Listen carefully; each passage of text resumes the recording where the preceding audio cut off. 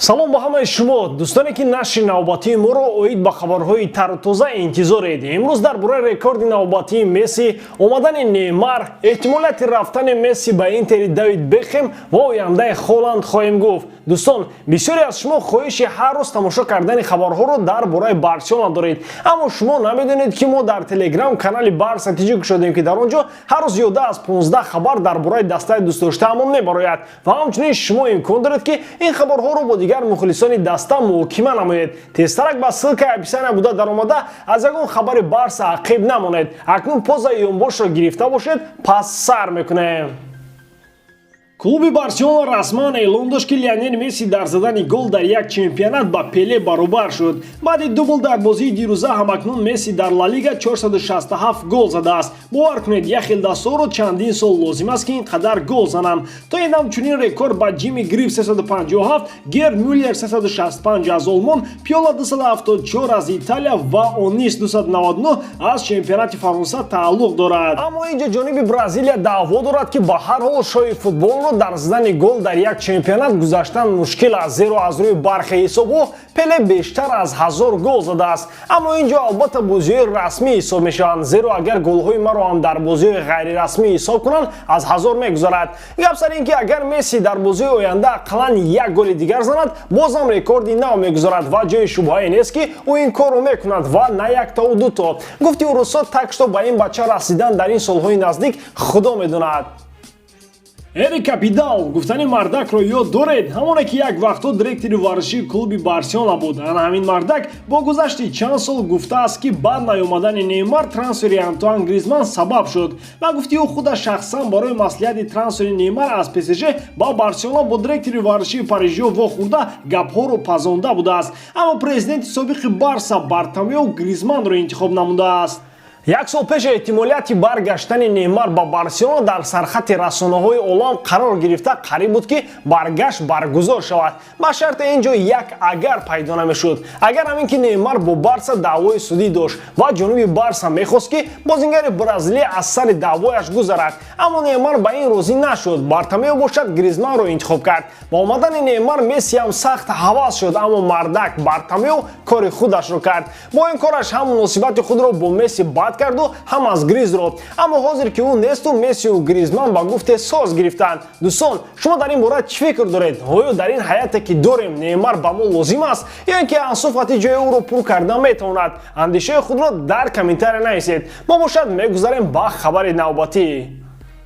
дӯстон, мо як эълони муҳим дорем. рӯзи панҷшанбе бозии тими мунтахабҳо бармегардад барои рохат гирифтан барои ҷоми ҷаҳони соли 2022. франсия дар хонаи худ Украинаро пешвоз мегирад, а Турсия бошад бо Голландия рақобат мебандад. дар мо моро бисёрам бозиҳои шавқовар интизор аст. барои бозам ҷолибтар гузарондани бозиҳои дӯстдоштаамон дӯстони мо аз Азадин Xbet барои подписчикони канали БАРСАТИЖИ то $800 бонус таро карданд бо промокоди БАРСАТИЖИ. регистратсия кардан осон аст. ссылкаи бозӣ дар комментарияи ин видео. соҳиби Интер Майами Дэвид Бекхем омадани мега ситораҳои футболи олам Месси ва Роналдоро ба Америка рад накардааст. ба гуфти ӯ дар Майами тамоми шароит барои омадани чунин ситораҳои оламгир фароҳам аст. аслан ситораҳои футбол гуфти бобои ғулом дар сари прияшон ба Майами пулкоркунӣ мераванд. ҳарчанд Месси ва Роналдо ба пул он қадар эҳтиёҷ надоранд, аммо як сол ним сол дар Америка зиндагӣ кардан чаро не? зимистони имсол чунин як хабар нашр шуд ки Месси ба Интер Майами Бекхем мегузарад. ҳанӯзам чунин эҳтимолият аз байн нарафтааст. Эрлинг Холланд баъди пайдо гаштани яки даст сару савдоҳо дар бораи гузариш ба яке аз топдастаҳои аврупоӣ андешаҳои худро баён кард. ӯ гуфтааст ки айни замон маро чизе ба ташвиш намеорад ва атрофи ин овозҳо фикр намекунам. ман бозингари Боруссия мебошам ва ҳозир бояд шартномаи худро коркард кунам. Холланд аз рӯзи омаданаш ба Дормунд дар 49 бозӣ 49 гол задааст ва албатта ки ба чунин бозингар бояд мароғ зоид кард. расонаҳо бошад ӯро як рӯз ба Реал мебаранду як рӯз ба Сити. додталабони ӯ бошанд хело зиёданд. дар ин миён Манчестер Юнайтед, Барселона ва Челси, ҳатто Арсенали ҳоло ҳам бепулан дар ин ҷо ҳаст. нархи ӯ бошад талхаи любои пулдорро мекафонад. охир агар бихоҳӣ ки Холланд дар дастаат бозӣ кунад, бояд каму ғам не 110 лиам пардохт намоӣ. гуфти холаи нозукбии ин сағира қимати заҳр буд. барои он ки Барселона то соли 2021 аз Ливерпул касеро харад, бояд 93 миллион евро ба сарбурии трансфери барвақт амалӣ шудаи Каутино пардохт намояд. Ана маҳз барои ҳамин дар трансферҳои пешин клуби каталонии Жоржино Вейналдумро харида натавонист, зеро гуфти он гапҳо пули дар сари роҳ партофтагӣ надошт.